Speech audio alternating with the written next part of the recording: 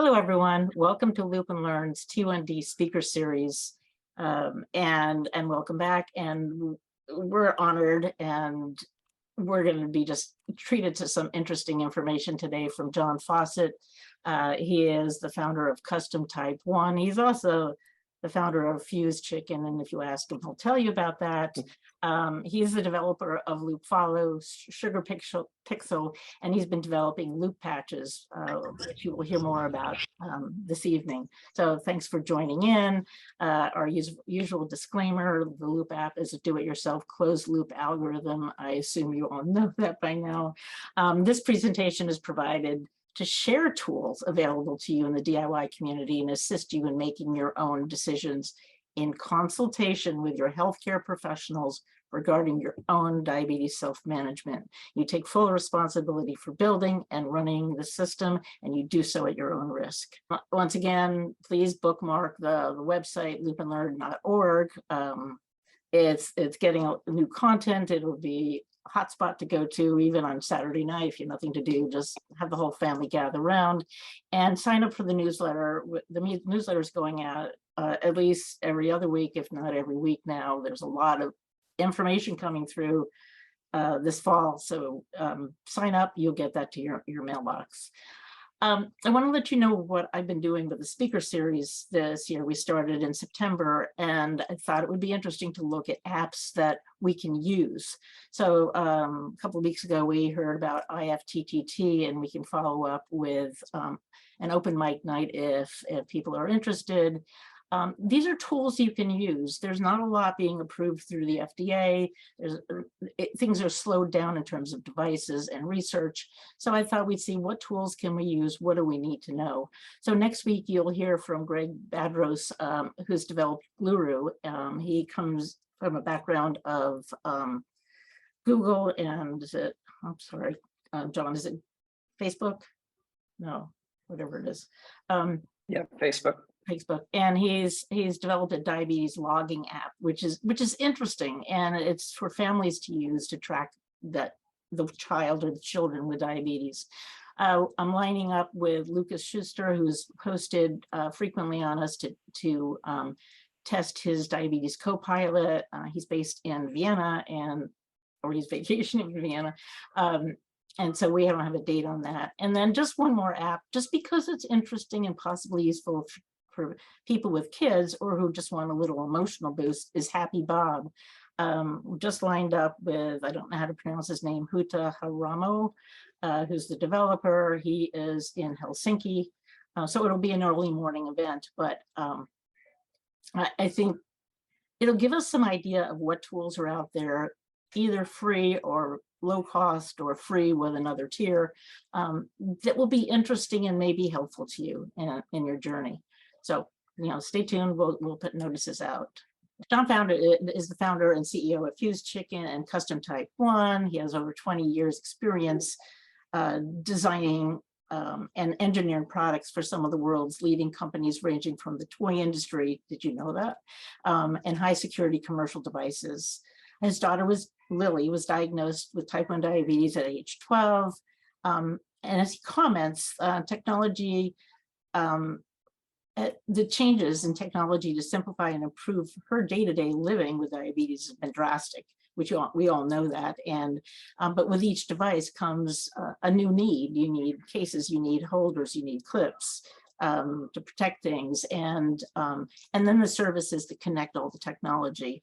And he has more ideas than he has time to work on. They're just exciting projects. So I'm just going to let him tell you what he has coming up, and I'm going to turn this over.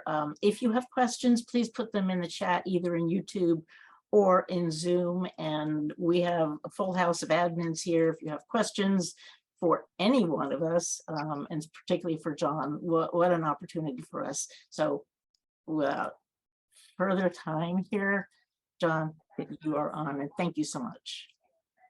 Thanks, Joanne. Welcome, everybody. So I told Joanne earlier this week, I was like, can we have 5 hours tonight? Because my list just kept getting longer of all the things that sort of I had my hands with. So I'm going to break it down into a few things. And so feel free to, we'll try to answer questions as we go because a lot of them just, they're not completely related to each other. So we don't want to wait till the end for that.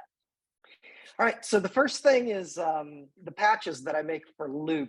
There's a lot of people that have been using my automatic bolus temporary basal switcher patch with Loop Master. And that's probably 2 years since I came out with that. Yeah. So the existing master branch, I only had that switcher patch.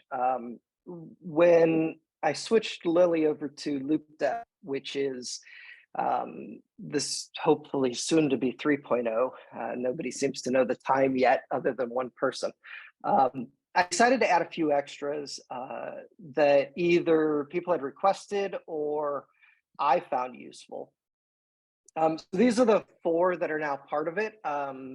Partial bolus application factor, automatic strategy switching, negative IOB factor, and basal lock. And I'm going to go through each of the 4 to talk about why they're useful and how to use them safely, what you need to look at and stuff like that. So to apply the patches, you'll see at the bottom of the screen the URL for this, github.com/customtypeone/loop patches. The instructions are there. Just step through the instructions. You apply it before you build. So after you download the code, then you apply the patches and then you build. And all the directions are on there. So I'm not going to go into how to do it tonight. We're just going to talk about what each is. So the first one I want to chat about is the automatic strategy switcher. What this does is it allows you to set a BG threshold.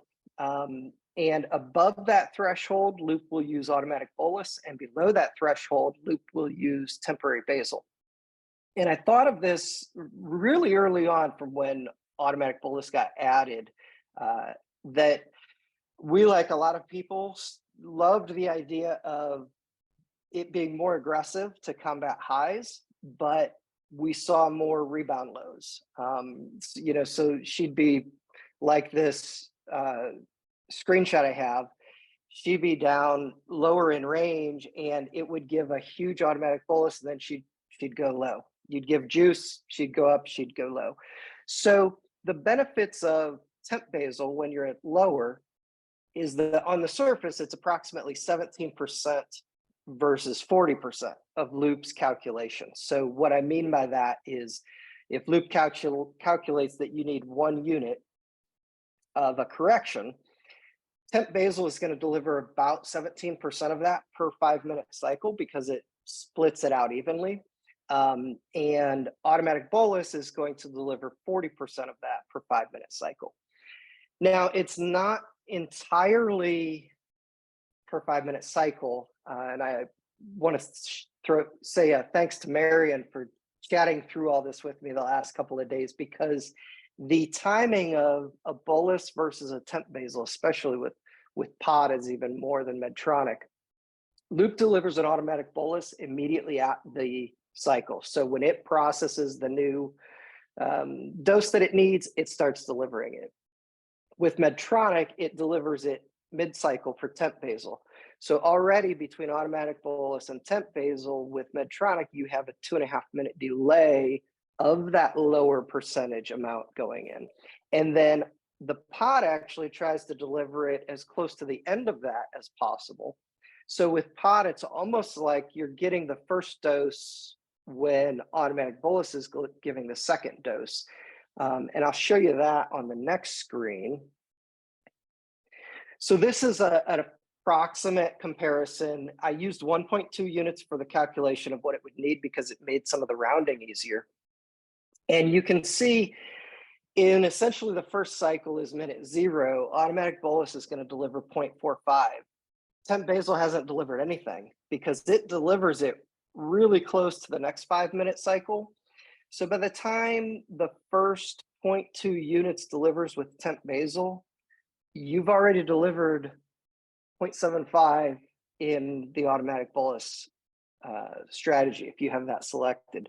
So this is where the benefits come in, that if I go back and show you this screenshot, you'll see on some of these rises, it gives a very large temp basal right out of the gate, but it has the ability to very quickly cut that. So before you've reached this 0.75, which in temp basal, it's 20 minutes later, loop is allowed to cut it. So it really is helpful in the lower ends of the ranges when you get these wacky predictions from either you were giving low carb treatments and loop sees a very quick BG momentum rise. I know, we kind of, sometimes we enter low carbs, we probably usually don't. It doesn't seem to, for us at least, to make that much of a difference with loop's prediction.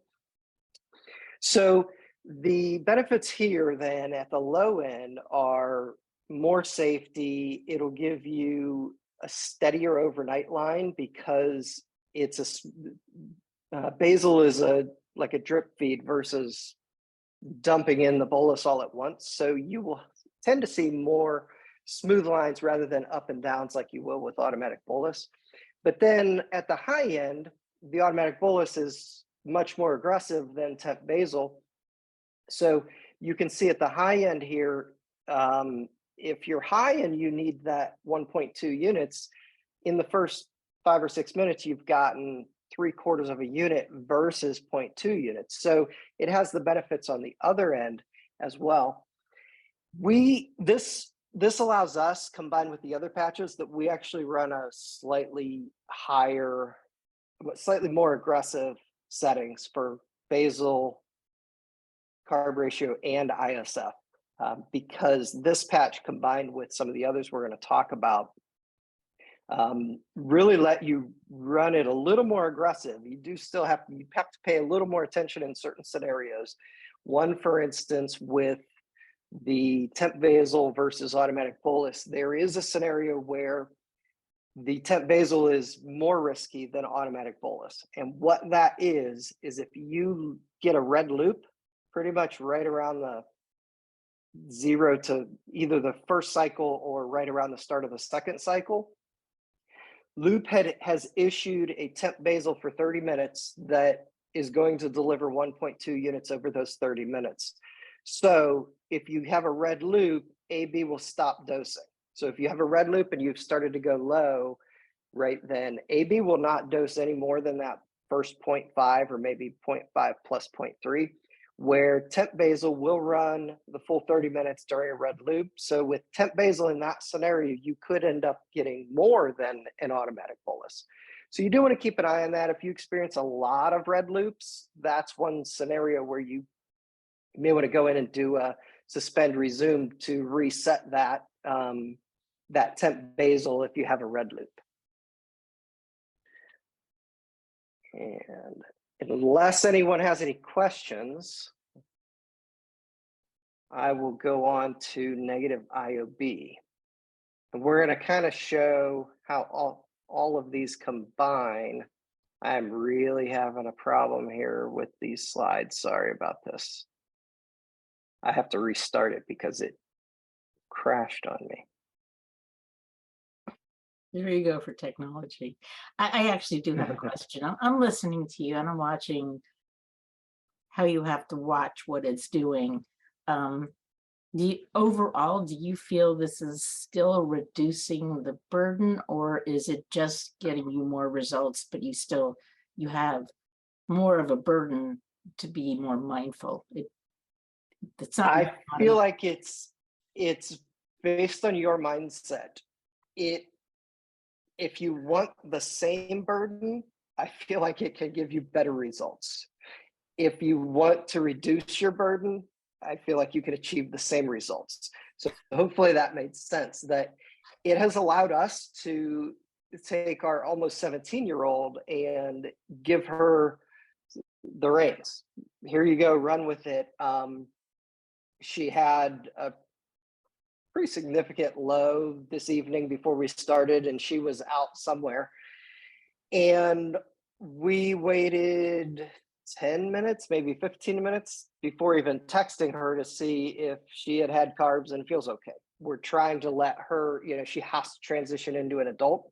So for us, it's helping still get good results while knowing that a teenager is not going to take on this burden of watching it like a hawk 24/7, every 5 minutes checking her readings.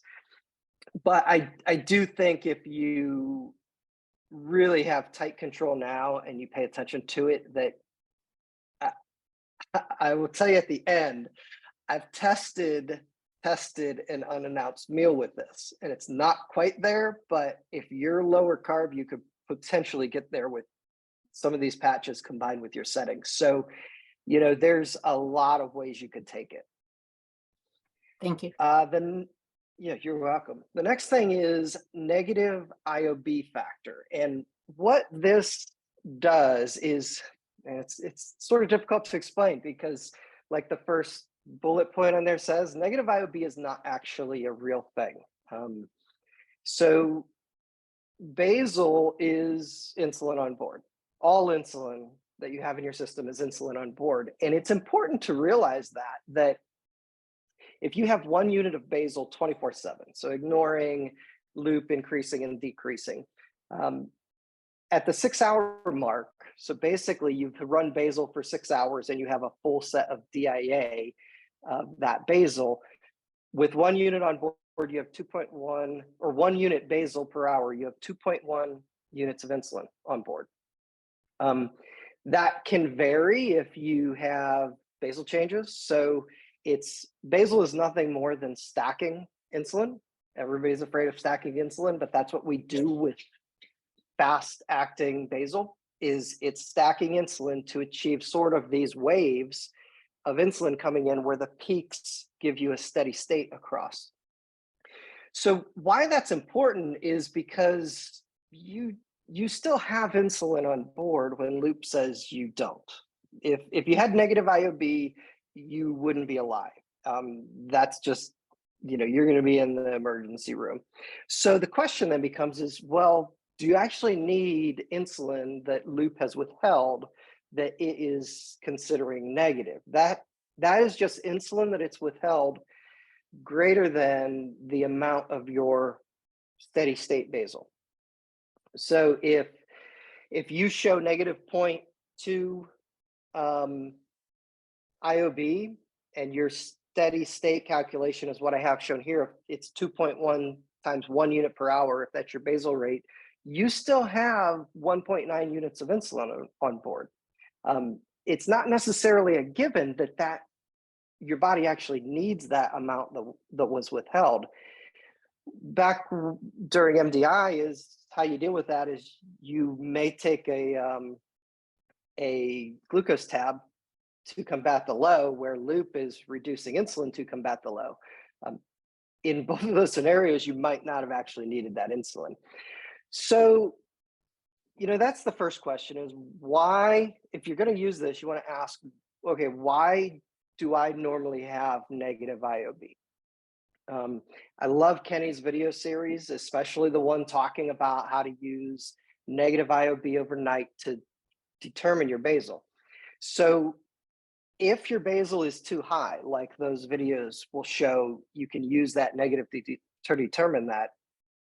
You absolutely don't need that basal to be given back to you if loop withholds it. So if your basal rate is too high, you didn't need the insulin in the first place. You should limit loop's ability to redose that, because by default, it wants to give you 100% of that back. If it withholds 1 unit extra over your scheduled basal rate, it wants to dose you that 1 unit as soon as possible.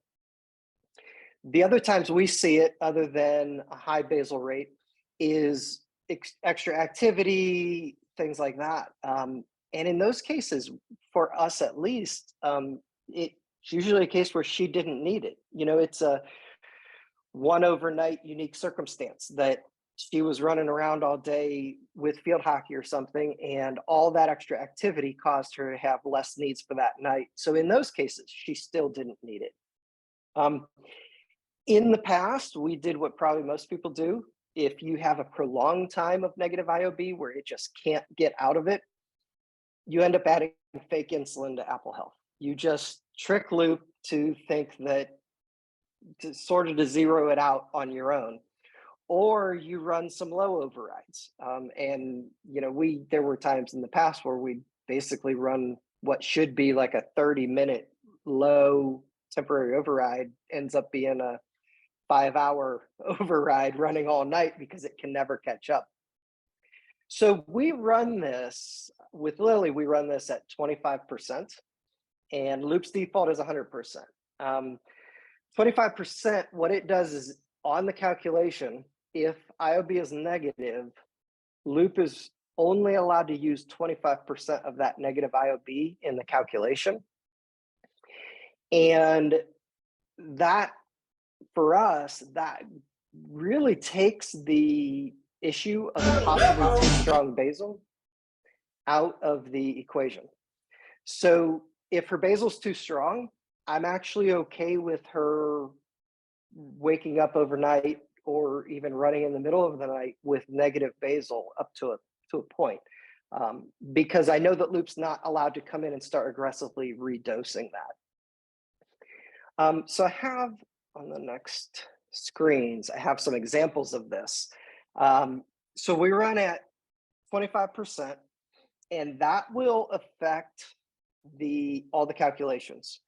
So that does affect the report out to Night Scout. So the I don't know if it's in the device status report or the sort of the profile upload, but it reports that out to Night Scout. Everything you're going to see is going to be affected by this percentage.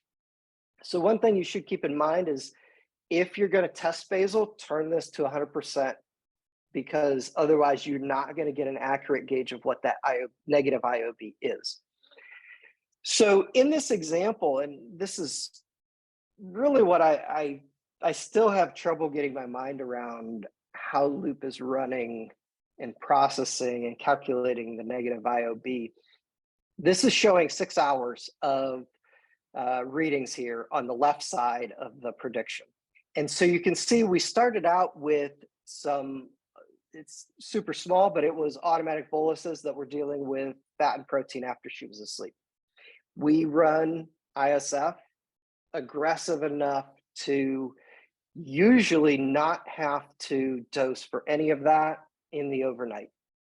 And I've got a 17-year-old that eats at 11 p.m., 12 p.m., 1 in the morning, who knows, but it's after I'm asleep. So I don't necessarily always want to rely on her to remember to add some lengthy extra carbs in or something like that. So because we dose aggressive on ISF, it's frequently too much. I always want to ensure she comes back in range. So I sort of need to plan that ISF for the worst possible scenario, the most fat and protein that's going to hit overnight. And that means we'll frequently have negative IOB at some time around 6 in the morning, 7 in the morning. But here's what's interesting. If you look at this, so this is negative 0.42 IOB, and I will go to the next screen. This is 10 minutes later. It's almost entirely cleared out, the negative IOB. There's only two things that essentially can make negative IOB zero out. One is a dose that's higher than scheduled basal, and two is prior withheld times. So these times when basal was withheld, decaying off at the back end. So it's negative sort of works the same as the DIA of regular insulin, is that times that are withheld in the past are going to decay out.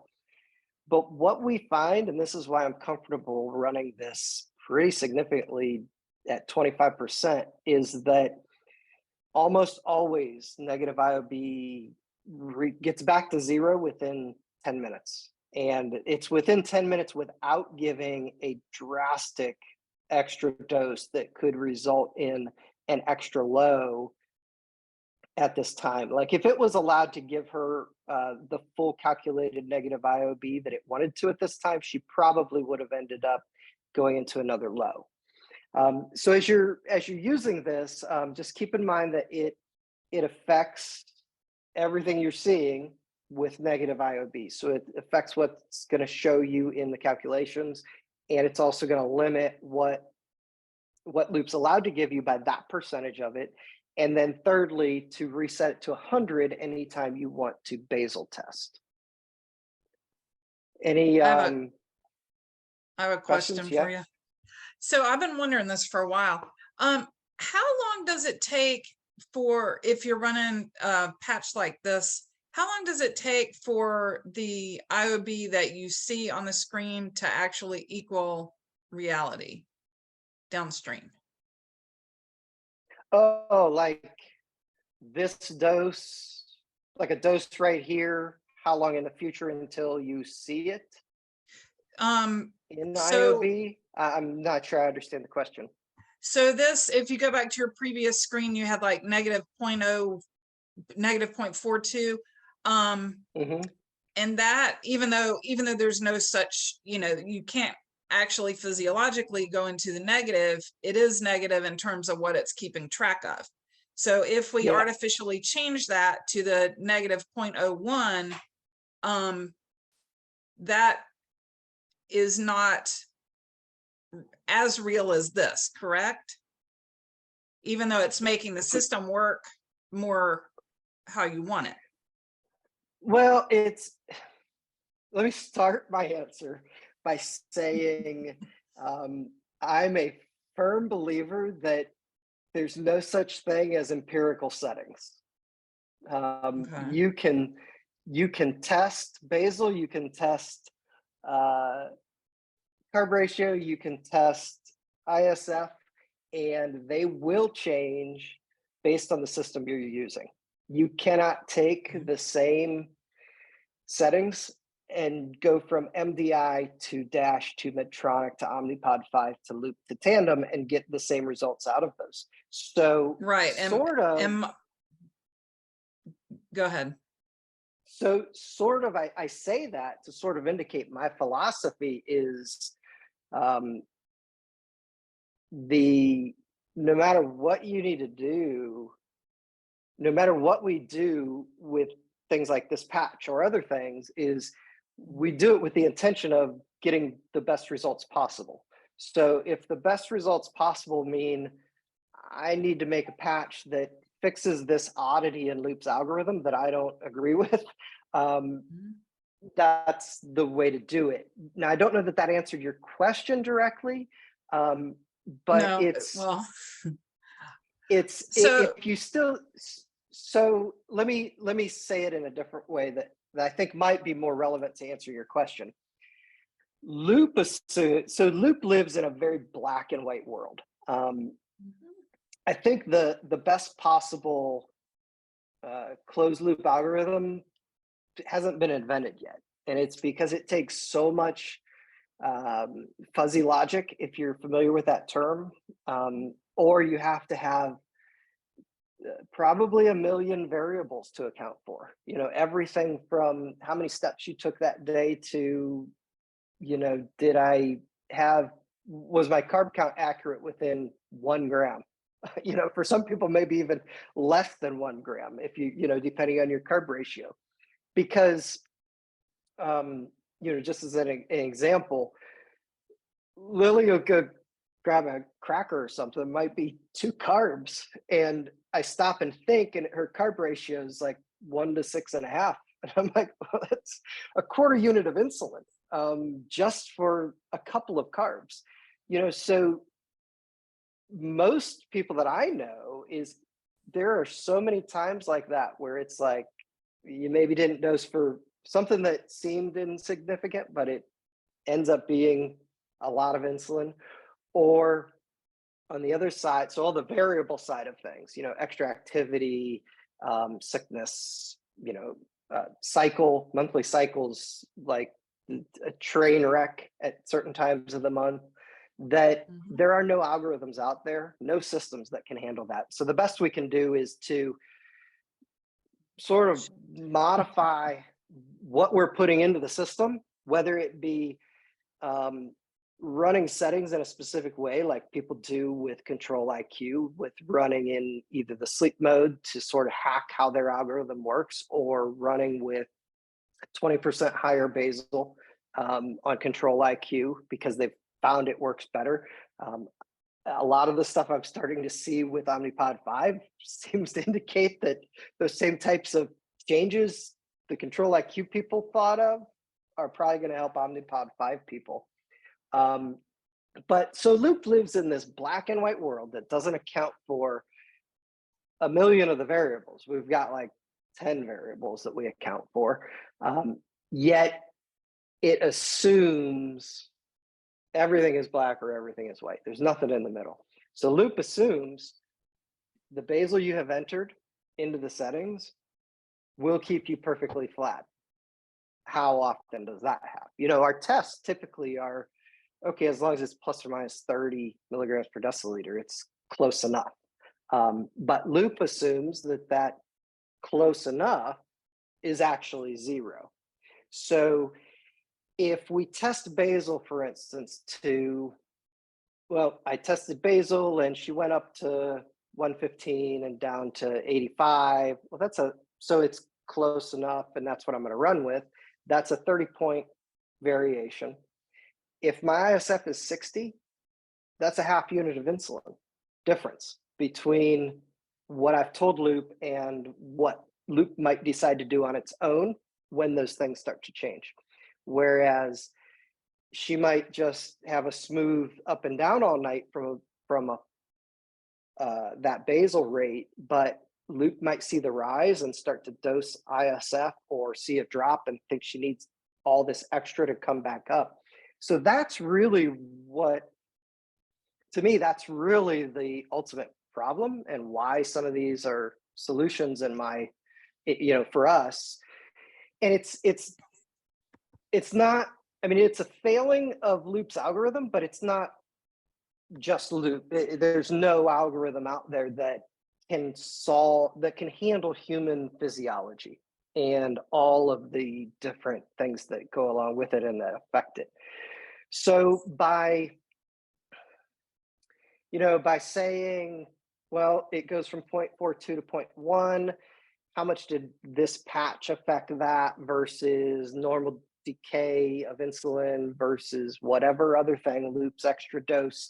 I really don't care why, you know what I mean? Like, I don't really care which was correct, as long as the end results we're getting are the best results we possibly can get.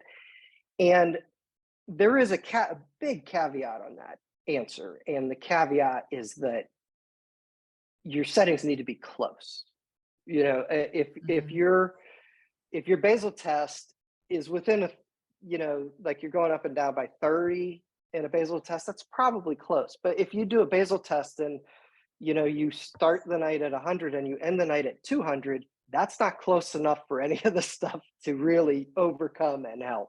Or conversely, if your basal is 2 units an hour, but it really should be 1 unit an hour, you're still going to have problems even if you run this negative IOB patch. That more answer your question? In part. I do use the patch, and I love the patch. I love it. And I don't want to keep this going. I want you to get going where you're trying to get going. So thank you. And you're welcome. Joanne, just so you know, I can't open the chat screen when I have this full screen. So if there's other questions, just interrupt me and throw them out. Okie dokie, will do. Okay, the next patch, which this is brand new. This is, I've been running it Lily has been running it for probably 4 weeks now, and it's been maybe a week since I made it public. I want to absolutely thank Matthew Kitchen and Dennis John, because they both, and Carol, helped test it. So all three of them either ran a bunch of simulations. Dennis helped review all the code, even write some of the code. Matthew was going to town on iPhone and pump simulators to make sure that this ran how we wanted to, because this is a more risky patch than the others. So I really want to stress that if you run this, be very careful, watch it like a hawk, don't set it too aggressively. What this patch does is this patch prevents loop from suspending or reducing basal when you're over the BG value that you set. So I have it set at 200 milligrams per deciliter for Lily. I felt that was the sort of the safe spot, where if she's over 200, for the most part, unless we throw in a manual dose, that it's going to be safe enough that loop has time to recover on the downtrend after that. So as you can see here, the red area is where basal lock was on. So the prediction right after this last AB dose that you see, the prediction dropped to like 80 or something. It was above suspend but below her target range, and loop would have started cutting basal. By the time it was allowed to turn basal on or turn basal off after she dropped below 200, it would have already suspended basal fully sometime in the middle of this. So the reason I thought of this is probably a lot of you, we saw a lot of times where you'd have a curve like this, and this, she peaked at 213. You'd have a curve like this, she hits 213, she either doesn't go up or maybe goes up by 1 or down by 1, and you're like, yep, turn the corner, it's going to come down nicely. Turns the corner, loop says, oh, I'm not having that, and it cuts basal. You get like, you know, a slight drop and then right back up, and then that lasts until you're adding fake carbs, adding an override, you know, doing other things to get that to come down. So this is really to reduce the stuck on high times. From missed boluses, new pods, fat and protein, all of that. Now, if you're using this, the last bullet's important. You will see more times when basal gets suspended for longer times later, and that's okay, because this sort of says we're going to add the basal now, knowing that it's going to suspend for longer later once she starts to come down. But we're just borrowing it from the future to deliver it now. And that gives loop time to sort of catch up and correct with the predictions for whatever reason they're off. You know, sort of back to my prior answer to Tina was that, you know, we're only tracking 10 of the variables of the human body, you know, so loop's prediction's not going to be correct most of the time because it doesn't know how, you know, it doesn't know how hard Lily played at her field hockey game today. Doesn't know if she, you know, was sick today. So all of those things, this is one more thing to help with the high side of that time. I would strongly encourage you to look at a few things before you use this. First is consider any times when, if you're like us, if she had a really prolonged time when she was stuck on high, what's your gut that you say, okay, I'm going to open loop and give 1 unit, 2 unit, 3 units, and then knowing what time I turn that back on to close loop after it finally starts to work. So that's for us is, you know, if she had a prolonged time of being stuck on high, and I might just go open loop, you know, it's 3 o'clock in the morning and I go open loop and dose 3 units just to get her to come down and have loop not suspend basal. We're usually turning it back on between 180 and 200, knowing that that should give loop enough time to prevent a low. And so consider how much you dose on the high end, but then also what your basal rate is at the other side of that, because Lily's basal right now is 1.45. So I know if it's giving an extra unit because of this, with a 1.45 basal, that's plenty of time for loop to suspend and catch up to that extra IOB that was sort of front loaded. Trying to think if there's anything else on this or cautions. Biggest caution is just start higher and reduce it slowly. Don't go crazy and set it at like 130, because that's essentially, if you set it too low, it's essentially like running open loop where basal you will have no low protection, but allowing loop to continue dosing for correction factors, which can be really dangerous. So you should keep this at the higher level until you're completely comfortable with it. John, But we've seen this. Oh. Yeah. Go ahead. What level do you think people should start at? Is 200 where you started, or do you start higher? Everybody's different.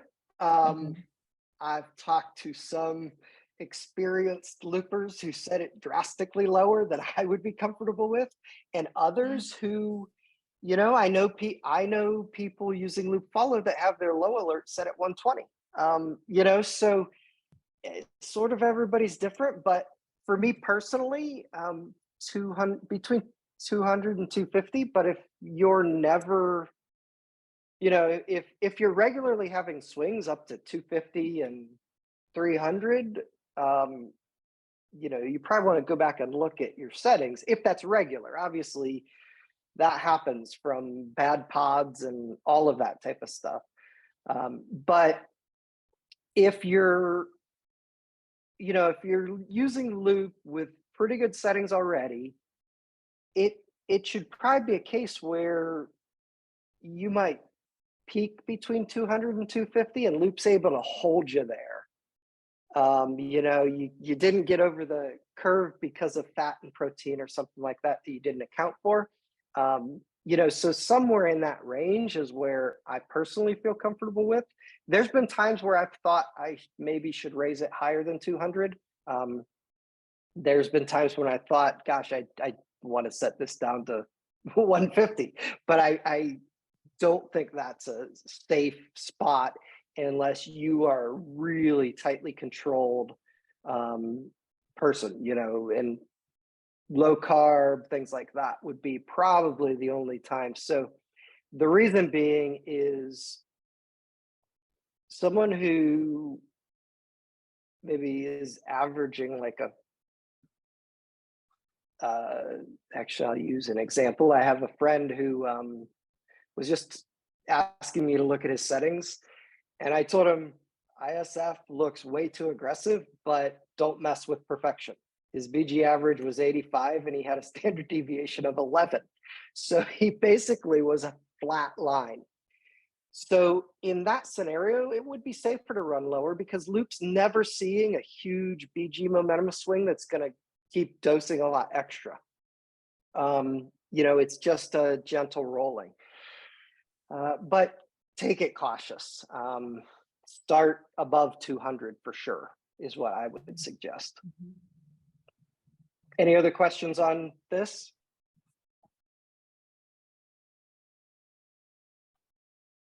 All right, then I will go on to the partial bolus application factor. And I debated on just naming this why you should not adjust partial bolus application factor.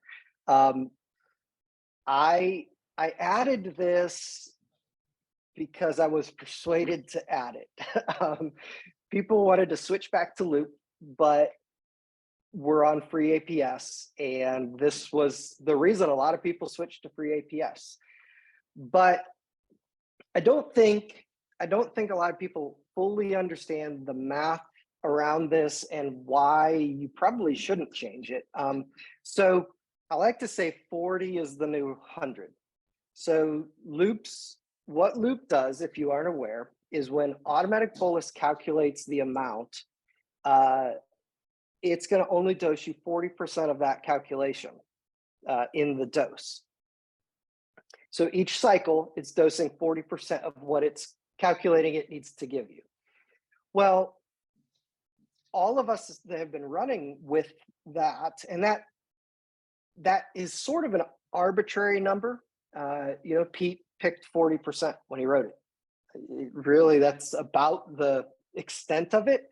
it's not a magic number. There's no magic math behind this 40%. It seemed like a decent safety factor at the time. But when all of us are using that and then start changing our settings are now all based on loop only dosing 40%. So if you change this from the default 40% up to 80%, you're not actually doing a 40% increase. You're doing a 200% increase. And so the example around this is that if loop thinks you need a unit, and at the default, it's going to give you 0.4 with that dose.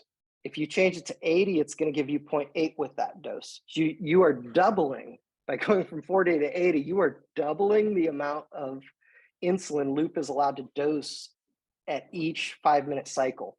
And that's really the biggest reason I think most people should not change this.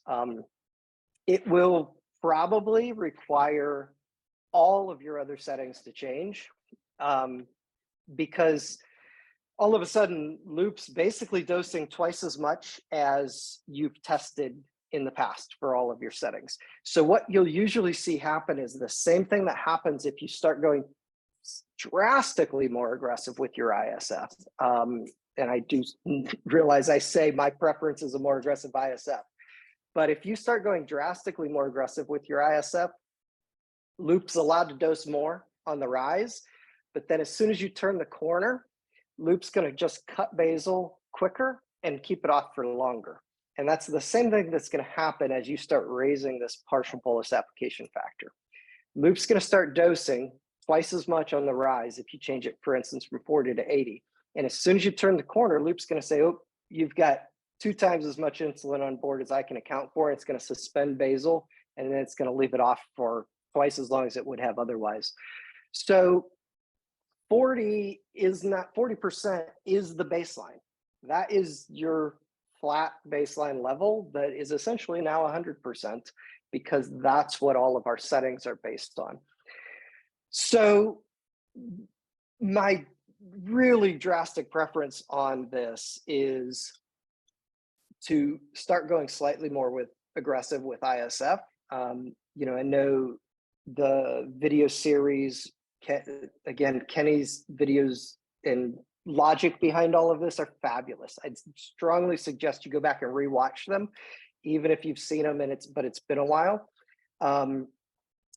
You know, some of the things about looking at, you know, sort of how you deal with the fat and protein. That's what I always keep coming back to, because that's usually what causes the grief with us. Is she goes to sleep, dinner was 4 hours before, all that fat and protein starts to hit.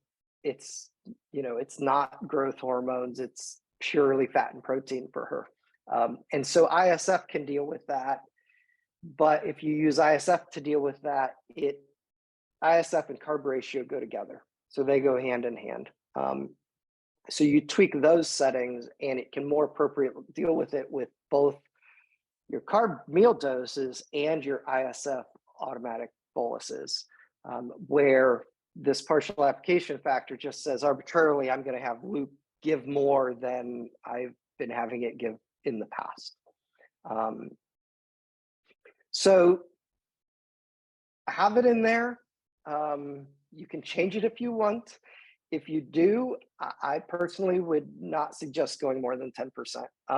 I tested this. The first version I wrote, which I never made public, was actually really doing the same thing, but it was dynamic ISF. But it was essentially doing the same thing as increasing this, but it was dynamic because it increased it based on your BG. So it would go like 40% to 50% to 60% to 70%, depending on how high you were. It was an absolute train wreck. There's not a lot of great science around, that I've seen at least, around, you know, having more resistance purely from a higher BG. You know, it's so then you have to look at what the cause is. And if the cause is carbs that you didn't properly dose for, if the cause is gluconeogenesis, where your body is now converting fat and protein to carbs later, or if the cause is slowed metabolism after sleep. I think that's where other settings are better used to deal with that than just telling Loop to dose more of what it's calculating. So Any John, questions about that? Yeah. I have a question. I have mine set at 60%, and I don't know why. But I'm sure we discussed it and said, well, that's a good number. I do not do what you all do in terms of tracking as closely. I want less burden. And so I'm at 60%. If I were to then say, I'm listening to John, I'll do what John says. So I would take it to 40%. Would the first thing I would be looking at then is ISF to adjust? Yeah, that would most likely be, so whatever percent you're currently running at, anyone, and assuming you've been running that a while and you've tweaked settings since you set that to 60%. Well, now all of your settings are based on 60%. So, really right now, if you're already at 60% and you're having good results, I'd say leave it at 60% because you have to change your settings if you go the other way too.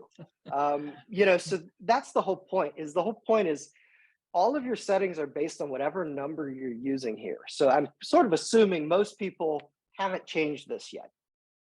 So I'm encouraging people, if you haven't changed it, you probably don't want to. But if you're running successfully at 60%, just leave it at 60%, or else you have to change everything else. Yeah. I see Marion raising her hand. Yeah, I'm raising my hand. That's right. I want to confirm John's statement. You see on Facebook an awful lot people going from temporary basal only to automatic bolus, and they think something's wrong because their settings don't work anymore or don't work as well or whatever. And it is basically that you tune your settings so that Loop, as you're running it, works the way you want it to work. And if you then change the way Loop's working, you're going to need different settings. So I'm right on there. Such a good point.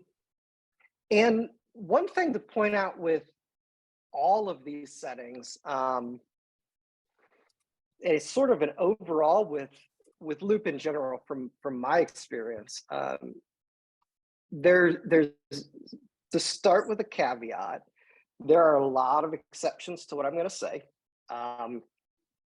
Joanne, you shared your settings and graphs with me. You are an exception that ignore what I'm going to say.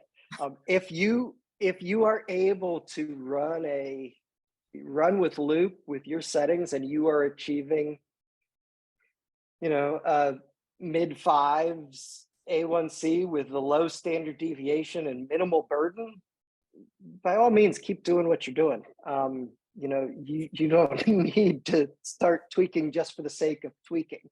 But I've got an almost 17-year-old daughter who is gone 19 hours a day doing who knows what, she's in Little Miss Independent.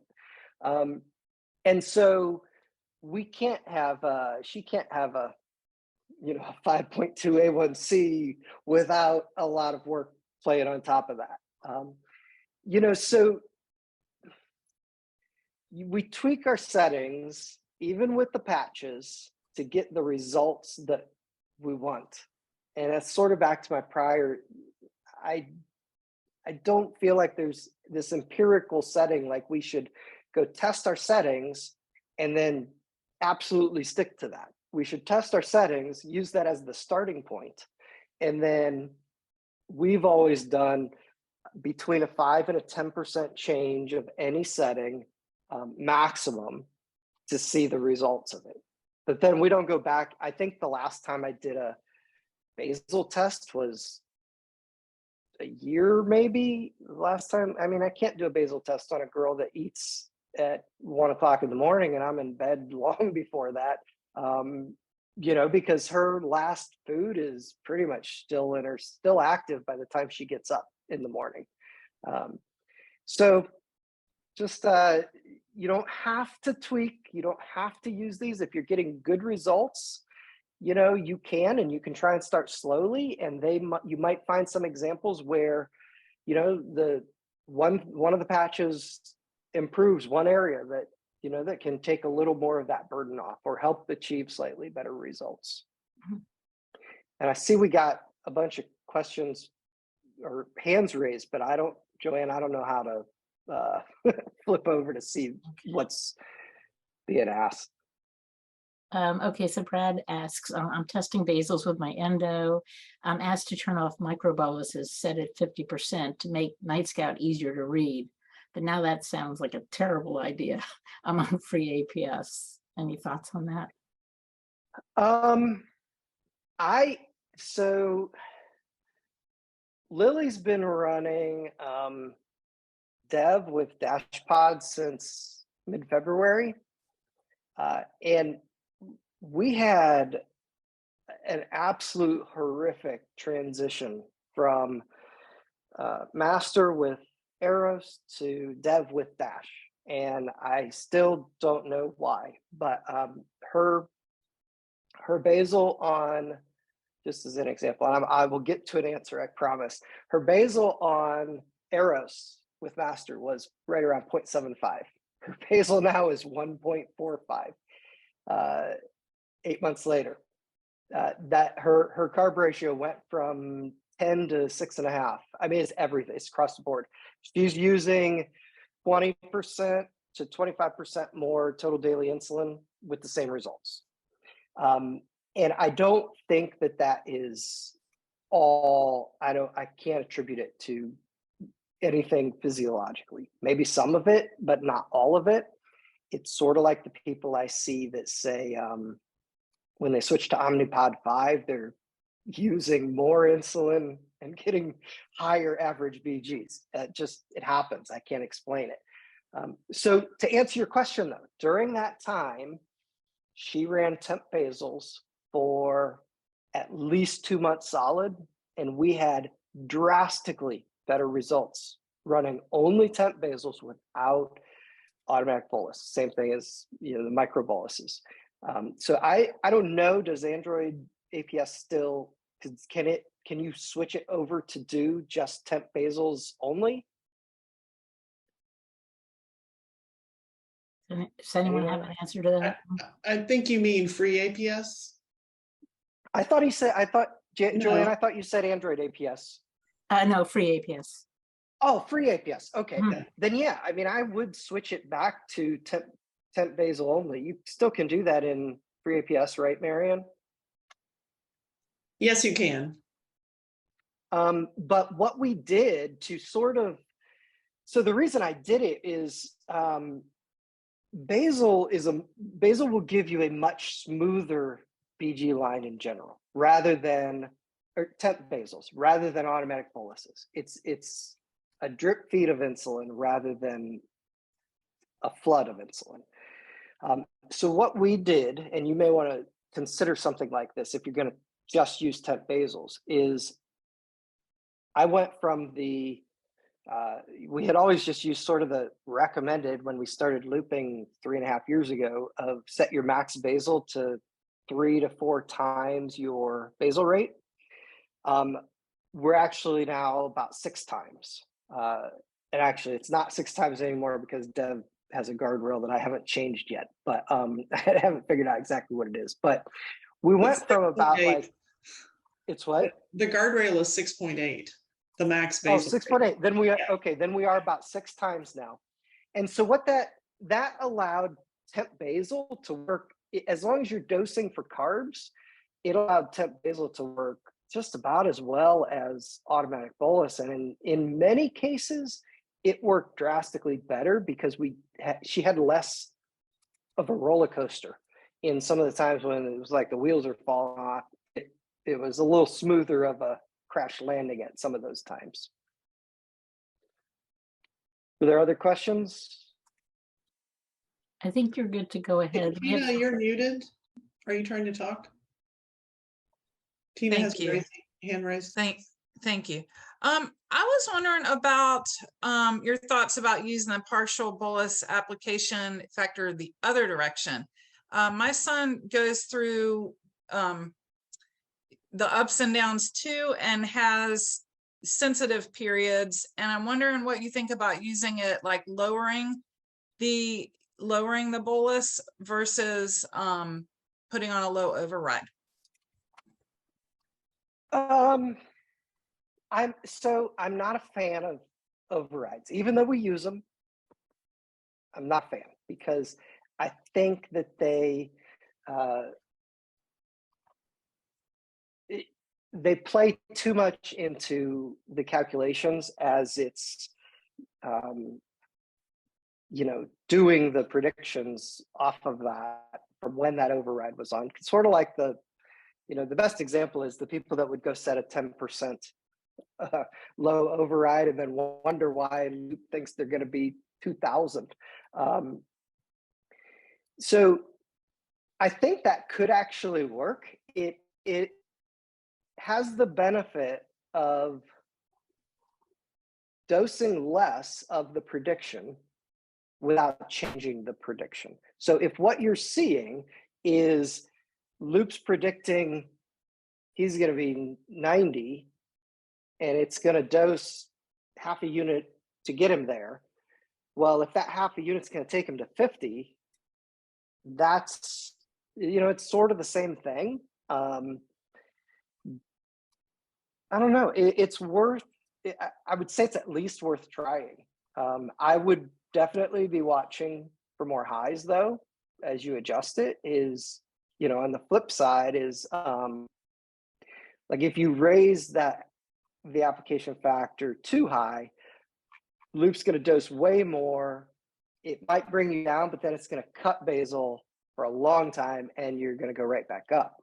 Where on the flip side, if you change that too low, Loop's not going to be able to dose enough and he might just keep rising.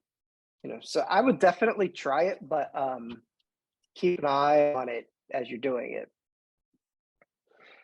I wanted to show this screen. I actually was fortunate to capture all three of the patches that we use, and I don't change the application factor, but the other three, I captured them all in like this nice 4-hour time period a few mornings ago.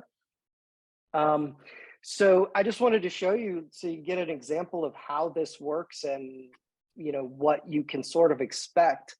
So we do run Lily probably 10% too strong on basal.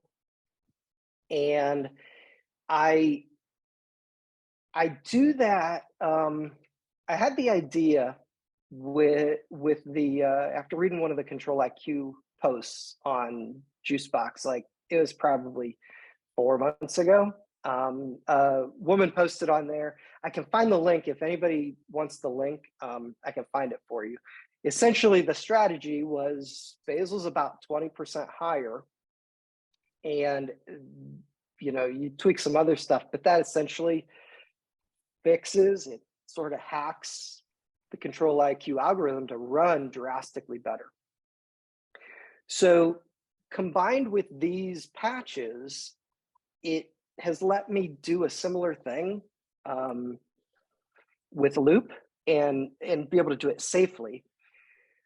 So she runs about 10%. It might, depending on the time of month, because her monthly needs can have swings by at times 50%, depending on the time of month with her cycle. Not every month, but there are definitely times. So she runs about 10 to 20% too high, too strong on basal. And that effectively how we use it is I sort of treat it as a perpetual pre-bolus for a girl who likes to dose an hour after she eats. And you can see that in this example. The carbs are right here. Oops, I flipped. The carbs are right here at about 7:30. Well, this is a 3-unit bolus that from when she actually entered the carbs. So she entered the carbs at 8:30, backdated to 7:30. And if you have teenagers, I'm sure you can understand. So the benefit of these patches, and this is where for us, it's less burden with the same results. So without any of these patches, she'd be 300 and then we'd be texting her all day long at school, open loop, dose more, when to close loop, all that stuff. Instead with the patches, so she started, and I'll show you here. So this was when she was just getting up. She was lower in range, and this was right in the bottom graph, it was right here. So these two lows you see overnight were like 68. So they were just skim lows. We didn't even treat. So she woke up with negative IOB. I think it was like maybe like 3/4 of a unit. So if you are using that negative IOB, it does affect the negative number that it's displaying to you. So like if you're at 50%, negative 0.25 actually means negative 0.5 is what Loop originally calculated. But because we're running a stronger basal, I don't really pay that much attention to whatever negative IOB. Just about every day she wakes up with negative IOB because we intentionally run it stronger. But the switcher patch allows it to, it can dose, but then it quickly, you see the next 5-minute cycle, it dropped, the next 5-minute cycle, it dropped, where AB in these first 10 minutes would have already dosed like half a unit. She absolutely would have been low right here when she was getting up. Then right here, she still had negative IOB right when it turned basal back on. And one of the reasons I like this better than overrides is negative IOB will typically turn basal back on at scheduled, where if you run a low override to deal with negative IOB, it's going to turn it on at whatever percentage you're at. So, we have a 30-minute low treatment override that sets a higher target and a 50% insulin needs. So if that had been running, it would have only turned on at 50%. Where if you start using this negative IOB patch, you'll notice that rather than getting these partial basals turning back on, it'll turn back on at scheduled. And that's because Loop is only capping the negative portion. So it's saying, okay, I have scheduled basal here. What do I need to add for the negative IOB? Well, if you're limiting that, you're going to get it back on at the scheduled. So then you can see as she started to rise, we got pretty substantial. Actually, that's not even that drastic of a temp basal, but we have her switcher patch set at usually between 120 and 130. I change it throughout the month. If there's a time when she has less needs, I might bump it up another 10 before Loop then starts switching over to automatic boluses. So she had already gotten two automatic boluses. I think they were about a unit in total, and then the dose was another 3.5. And then she got another unit here. You can see she started to peak already before it even hit the time when Loop would have cut basal. So that was right under this red marking here is when the prediction changed. And the prediction initially was like 80. By the time it got here, sort of like my last example, it was like the prediction was probably like 20 milligrams per deciliter. And you can see 5, 10, 15, 20, 30 minutes. So this resulted in 30 minutes of basal being on at scheduled when Loop would have had it probably almost at 0 that entire time.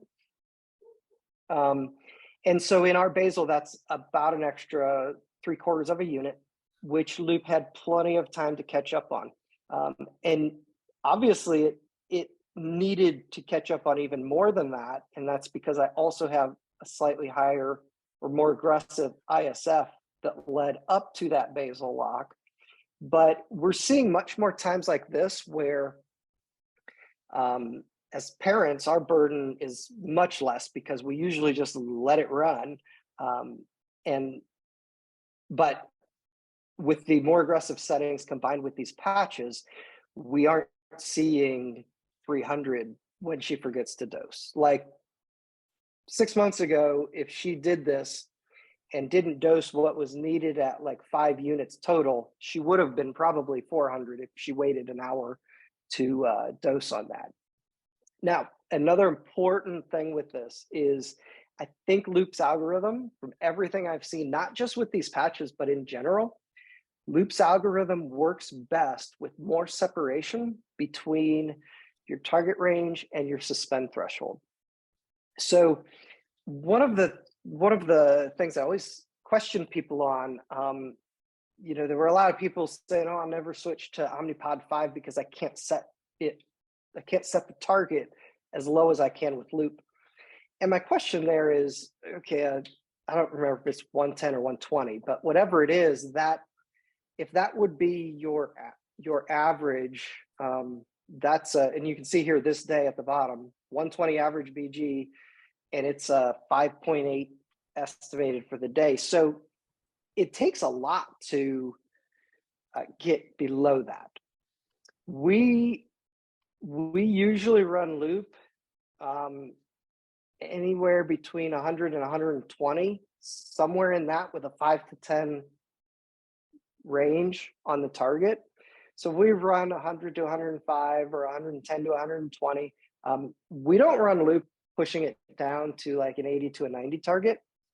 And especially when you start to go a little more aggressive and using patches like the basal lock that'll make it even more aggressive, is you need to give Loop time between the target, the lower end of the target, and the suspend threshold, because that having a wider separation there gives it more time, like in this example, once basal did cut, in order to turn it off and come in with a smooth landing, not a horrible low at the bottom of this. Any other questions? That was a great explanation. Thanks. Now comes even more good stuff. All right, we will move on if there's more questions. If there's no more questions. And let me ask you so a quick now we're question. gonna- It was asked Okay, go earlier. ahead. Are you okay with me sharing your slide deck, or would you prefer me not? Yes. Okay. Yes. Great. No, I sent you the PDF just so that it could be shared. Okay, great. Thank you. All right. Actually, I do have a question. How much of a gap do you think is best between your suspend threshold and your target range, usually? I personally find that it works best with at least 30 to 40 points. So we run Lily with 68 for the suspend. And that's just, I think that was where Dev's guardrail was or something like that, which is why I ended up on that odd number. I think in the past we had it 65, but I felt like that, there's not really that much difference between those two, but it did, bumping it up even just a few, solved a couple of lows. And then, so we're at, right now, she's 100 to 105 for the target range. So that's like a 32-point difference. And I feel like anywhere in that range, like 30 to 40 is sort of, seems to me to be the sweet spot.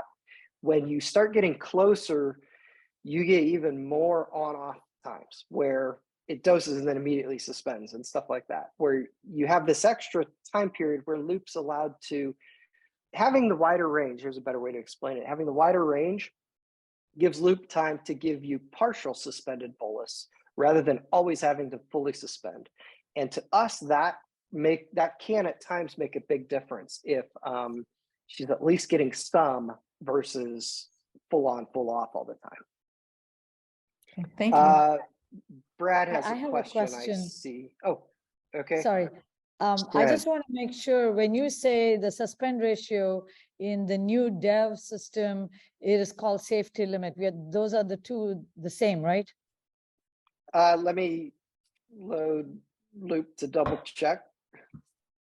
Yeah, glucose safety limit. Yeah, okay, thanks. Yeah. Yep. So my question relates to the target range. I've heard really back and forth in terms of keeping a tight target range, which I would call 100 to 105 is a tight range, versus having it be, you know, a 10 unit gap or a 15 unit gap. How does that affect the algorithm, and therefore what would be my preference? Well, I haven't seen that much difference between 5, 10, and 15. There's a drastic difference, and I'll go back to the slide. There's a drastic difference when you go less than 5. Like if you know, right when we started looping, it was actually recommended to go same number, you know, set it 100, 100. And then it was quickly realized we started looping like right when Omnipod 5 was, or Omnipod Eros was added as the public release for loop. And so there weren't that many learnings, but what was started happening is loop was issuing so many temp basal changes that pods were failing at 2 days because there's only a certain number of times that the encoder can run on the Omnipod, and then it would just basically time out and you get a screamer. So on the low end, the only issue I saw was you're getting more failed pods, but it wasn't that it necessarily worked worse. I do think a too wide of range, you're not gonna be able to correct as easily automatically.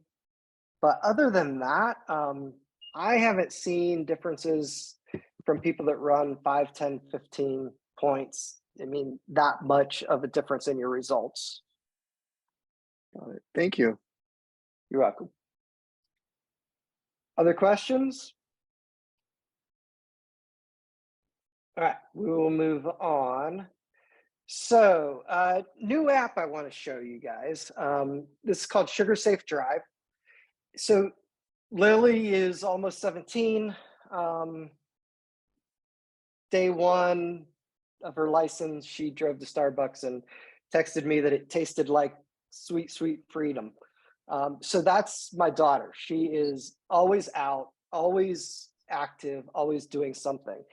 And you read stories of a type 1 who got pulled over experiencing a severe hypo, and the police think they're intoxicated and throw them in handcuffs and drag them to the police station. That makes me nervous. So this is a super simple app. It's completely free. You can see the iOS beta link there. It's public beta. I have Android basically ready. I just have to find the time to get it pushed through Google. So the app is a super simple, minimal interface. You don't have to touch the screen when you're using it. So you open it when you're driving. It has your BG reading, your arrow, your delta, and then a 30-minute large graph. So it's, you don't need 3 hours ago when you're doing it. It's just the right now. The alerts are spoken. So if you have it attached to Bluetooth or Apple CarPlay, it'll speak the alerts right through your sound system. There's no snooze, no interactions, nothing like that. It's made to be just distraction free, but give you a reminder, an alert that, hey, you should consider pulling over. But then what I added was the screen you see in this picture. You can set an urgent low and an urgent high threshold where it will automatically trigger this EMS, big red EMS screen. My hope is that if you have this thing on a dash mount, right there next to you as you're driving, if you get in a car crash, if you're pulled over, anything like that, my hope is that emergency responders would, hey, what's this big red screen that says EMS on it? And at least get their attention to, you know, sort of like the red seatbelt covers, anything we can do to try and get their attention, to alert them to something that's going on, that the person might need medical attention rather than, you know, being put in handcuffs. So you can go, if you're on iOS, you can go right now and start testing it. If you're on Android, it's coming. And then I'll be putting it in the App Store fairly soon, so that anyone can start using it. And I will move on unless there's questions about that. Where does it read? Where does it read the blood sugar from? Is it directly from the CGM? It has Night Scout or what? It has Night Scout and or Dexcom share.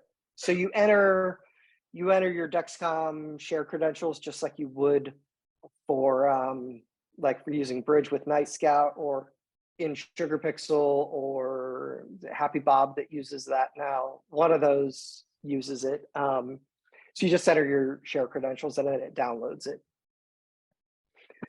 John, this is just Luke, yeah. the chat is just saying, oh my goodness, this is amazing. Thank you for doing this. Oh. You are welcome. Loop Follow. So it currently runs on iOS 16 and Loop Dev, and I don't expect any changes when it's 3.0. So it is good to go now for all of that. And now the bit of big news with it is so I've spent quite a while trying to figure out any possible way to get around or modify the app to meet Apple's guidelines for the App Store. So Apple does not allow the method I use in the app to keep it running in the background. It basically plays a silent audio file 24/7.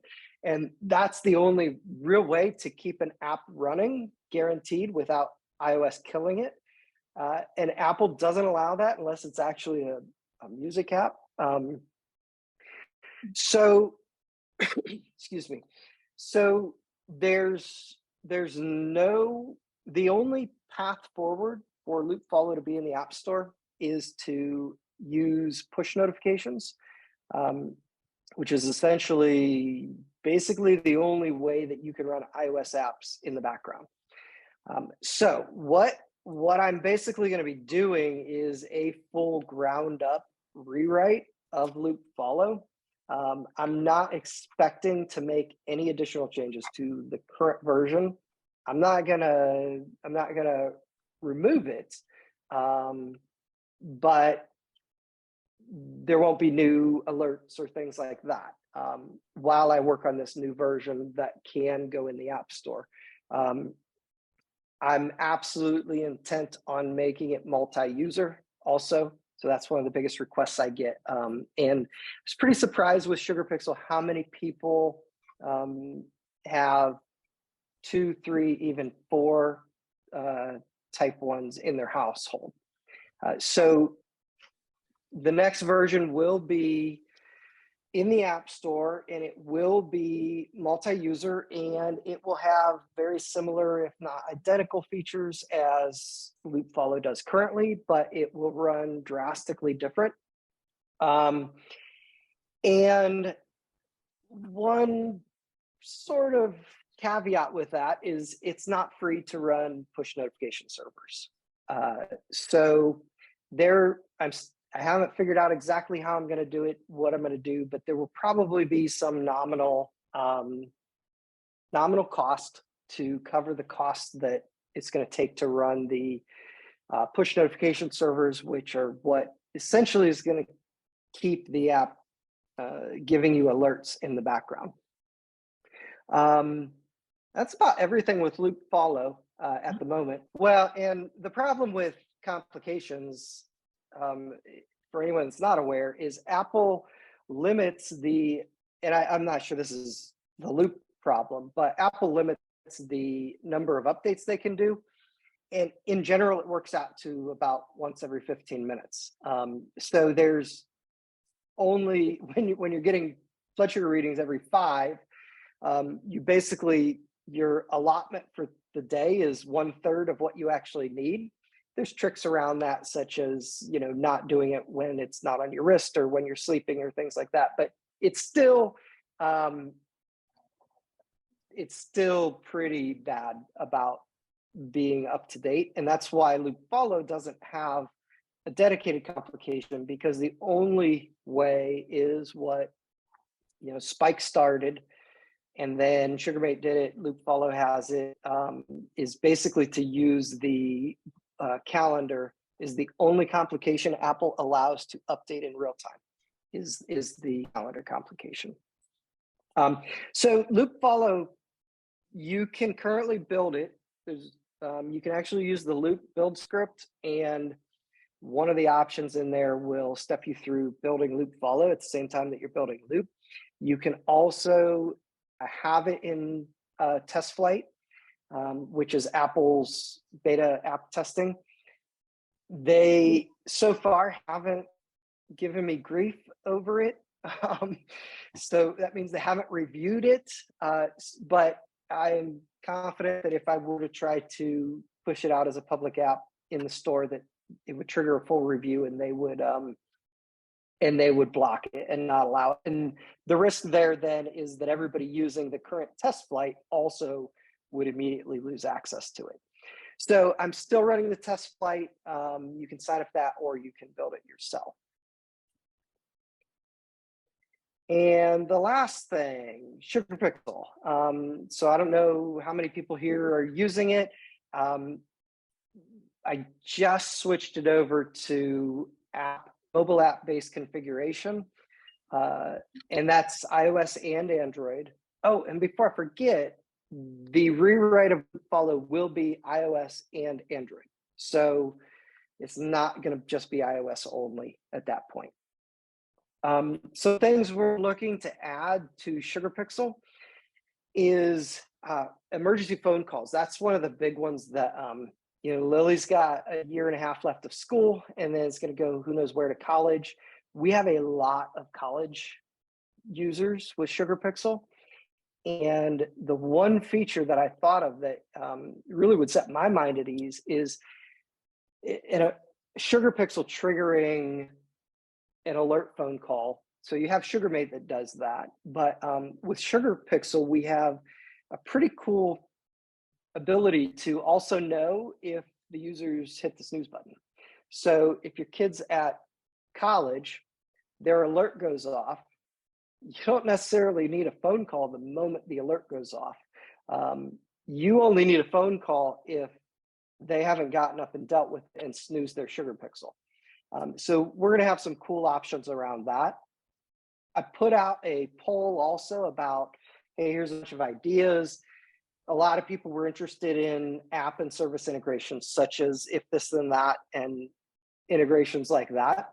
So we're actually working on, and this is a long-term feature roadmap, really turning SugarPixel into almost like your personal diabetes hub in your house. One of the reasons, it's come up a lot frequently. One of the reasons that places like Heroku and T1 Pal and all of those have to charge money for the services is because it's expensive to maintain computers. And the most expensive part of that is the computing part of it, rather than like the RAM or the storage or the database. It's the part that's doing the actual thinking. So I realized SugarPixel is a tiny little computer that is in every user's house that can be extended to do more than just run its own display and trigger the alerts through its own alert system. It can drive this integration with other services. So for instance, it can process when an alert's going off if it has not been snoozed by a certain time, to make an emergency phone call through an internet service to someone else, or to trigger a push notification to the next version of Loop Follow app, or to just upload that data as another upload source for a system like Night Scout, or like, potentially, I know Greg's listening, potentially there's integrations between Gluru, depending on what Greg launches with that. So there's a lot of things once we look at SugarPixel as this is a little mini computer that you have sitting there.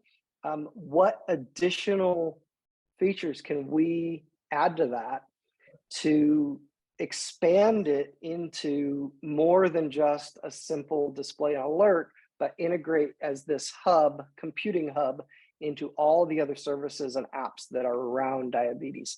So that's where that stuff's heading. And this is a lot of ideas in my head, a lot less time in the day, but that's all the stuff that I'm working on coming up. So that's the end of everything I had. Just a real If we quick, have any more questions? Yeah. I've been doing some work at university level, so a capstone project on diabetes alerts, particularly for young adults who don't hear them, don't wake up to them. Parents are terrified when they go to college. John's been talking to those people. He's, I think, going to be interviewed for one of the capstone projects because it's such an essential problem when you send your child to college and you can't go in, shake him awake, or throw him across the room to make sure he wakes up. So he hasn't really mentioned much about that, but that's a huge issue. And thank you for all your care on this. It's significant. And I think we're like way over time, and the people in California are hungry. But if there's anything more you ever need to tell us, we will schedule you. We will order you whatever works in your time. What I'll do is we'll edit this and probably have it up tomorrow. And if people have questions, can they put it in the Loop and Learn Facebook page and tag you for response? Yep. Okay. Yeah. Anybody should be able to tag me in that group directly. Thank you. I know you're amazingly busy. I know you care so much, and that's what we appreciate. So you all have a good evening. Thank you for tuning in, and we'll see you next week.